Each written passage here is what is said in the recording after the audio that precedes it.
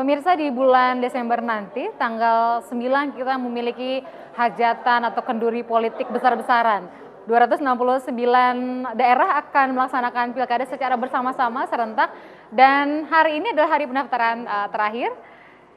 Ini tentu sesuatu yang sangat perlu kita siapkan karena belum pernah kita alami sebelumnya. Setelah pendaftaran ditutup, KPU akan mengadakan sosialisasi hingga 31 Juli dan memperpanjang waktu pendaftaran hingga 3 Agustus mendatang bagi daerah yang belum memenuhi kuota minimal 2 pasangan calon.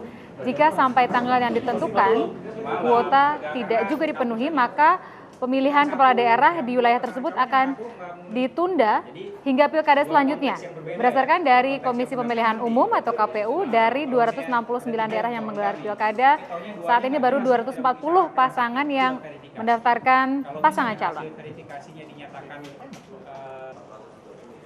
Bahkan tidak ada yang mendaftarkan, maka KPU akan memberikan penundaan 3 hari dan akan memberikan waktu untuk pendaftaran kembali 3 hari berikutnya. Jadi itu yang kita lakukan dan proses perpanjangan ini tentunya hanya 1 kali dalam proses pilkada. Nah, jika sampai perpanjangan yang kita sediakan 3 hari itu tidak dioptimalkan oleh partai, gabungan partai dalam mengusung pasangan calonnya, maka proses pilkadanya akan ditunda pada pilkada serentak yang akan datang, itu pada tahun 2017. 4 orang tamu, tadi selain Mas Hanta Yuda yang bertahan adalah Bang Masinton. Ada Komisioner KPU, Mas Arief. Apa kabar, Mas? Baik, Kang Saan, selalu siap berjuang, Kang, di Karawang? Insya Allah. Mas Arief, kita mau memperbarui informasi dulu ya. Tadi soal pasangan calon yang sudah mendaftar, terakhir berapa akhirnya, Mas? Terakhir sampai dengan data tadi sore, kita kumpulkan sudah 430. 430 pasangan. Dengan 8 daerah, pasangan calonnya kurang dari 2 pasang calon.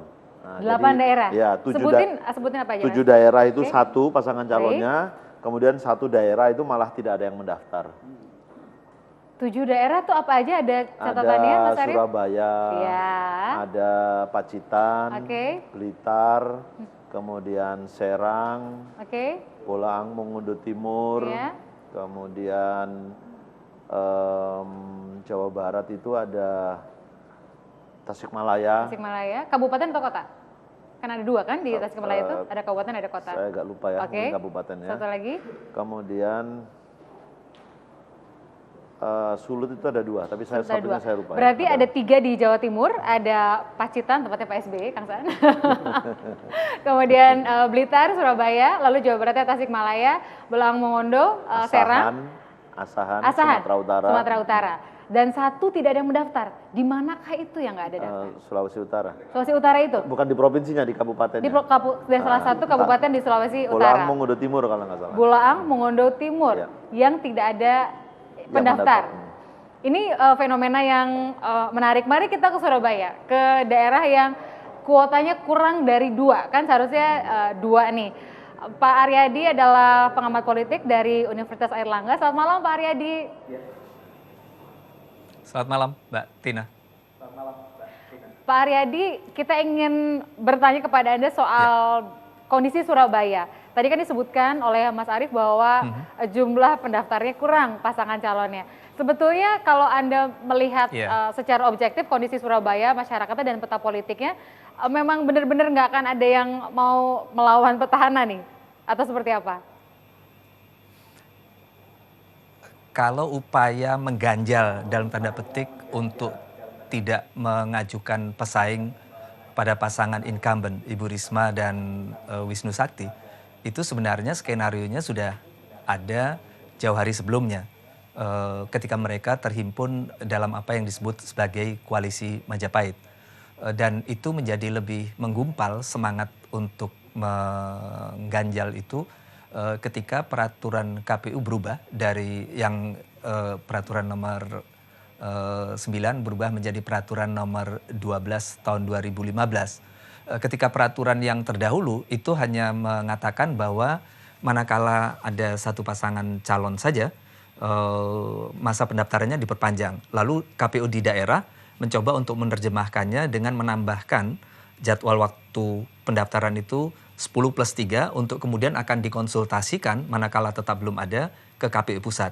Tapi begitu peraturan KPU yang terbaru muncul, yaitu peraturan nomor 12 tahun 2015 yang menegaskan bahwa kalau sampai dengan jadwal waktu pendaftaran yang ada, itu cuma ada satu pasangan calon, maka semua tahapan ditunda sampai dengan 2017, itu kemudian menyebabkan proses-proses politik dalam artian rekayasa untuk mengganjal itu menjadi lebih bersemangat. Dan tadinya misalnya negosiasi-negosiasi politik yang tentu saja berdampak material itu call-nya menjadi lebih tinggi. Karena kemudian peluang untuk menunda pilkada itu menjadi lebih ada dan lebih terbuka gitu. Karena sebelumnya ketika peraturan terbaru itu belum keluar, mereka membayangkan di penghujungnya nanti itu akan ada calon yang pada akhirnya dimunculkan gitu. Tapi begitu ada peraturan baru, call-nya menjadi lebih tinggi dan bisa saja tidak ada pasangan calon. Baik, ini Mas Arief sesuatu yang sebelumnya kelihatannya belum pernah kita bayangkan bahwa rasanya minimal harusnya ada lawan atau malah di beberapa tempat banyak gitu kan. Saya nggak tahu di tempat Kang Saan sejauh ini daftar berapa banyak calon Kang? Jadi, 6. Nah ini kan kondisi agak extraordinary. Pematang Siantar 10. Paling banyak 10? Kalau paling banyak bisa berapa banyak. Nggak, maksudnya gitu ya. Tapi ini kan belum, pendaftar paling banyak di daerah? Paling banyak 10. 10 tapi kan belum diverifikasi. Baik. Nah sekarang masuk masa verifikasi.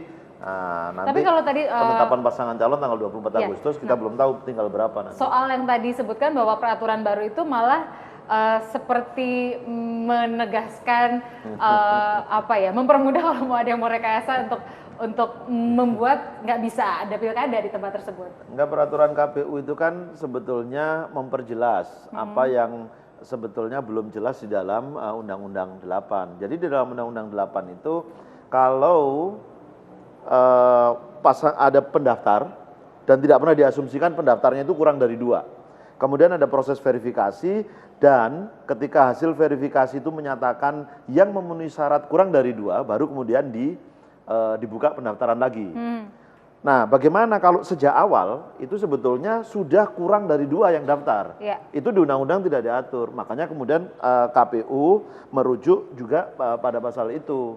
Jadi kalau kurang dari 2, maka kita buka pendaftaran. Cuma kita atur komposisinya 3-3-3. Jadi 3 hari pendaftaran sekarang sudah tutup. Lalu 3 hari ini ada masa jeda untuk melakukan sosialisasi kepada masyarakat. Nah kemudian 3 hari berikutnya adalah pendaftaran yang kedua. Kalau masih juga tidak, undang-undang juga tidak mengatur. Tapi undang-undang sudah menegaskan semangat serentak itu diawali 2015, 2017, 18, 23, dan 2027. Maka diikutkan periode berikutnya 2017. Begitu. Ya, Kang Saan. Sebenarnya gini, dulu di Komisi 2 itu kan ada soal perdebatan ya, soal kesiapan terkait dengan pilkada serentak. Bukan hanya terkait dengan 2 parpol yang ada masalah, tapi juga persiapan seperti ini. Kalau tadi disampaikan oleh Mas Arief, dari 269 itu kan baru 230-an ya. 430 pasangan. Bahkan ada daerah yang memang tidak ada pendaftar, bahkan ada yang calonnya cuma pasangannya tunggal satu.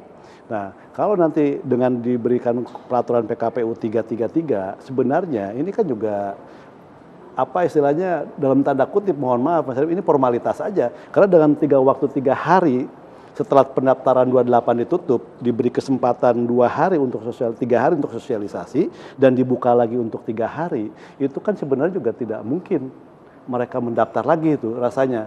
Nah, itu satu. Yang kedua, kalau misalnya nanti ditarik ini ke 2017, maka makna serentak 2015-nya itu juga menjadi persoalan. Serentak walaupun itu kan yang nggak ikutan cuma 1-2 katakanlah. 1-2, kalau nggak ikutan 1-2, maka makna serentak itu kan tanpa kecualian. Jadi serentak itu dari 269 itu harus 269 itu pada tanggal 9 Desember 2015. Maka kalau misalnya ada beberapa yang diundur ke 2017, maka itu bukan serentak lagi. Itu ibaratnya gini kali, naik bis, rombongan, wisata, ke pendidikan, ada yang ketinggalan. ke Ancol gitu. Ada ketinggalan satu nih, soalnya belum lengkap, nggak ada pendampingnya, karena perginya mesti pakai pendamping. Pendamping misalnya. itu Kita kan harus lanjutkan berhenti nanti kan. Kan, Bang Masinton dan Mas Hanta, kita lanjutkan sesaat lagi. Jadi mesti berhenti nih, satu nggak lengkap, harus berhenti. Harus bertanggung jawab.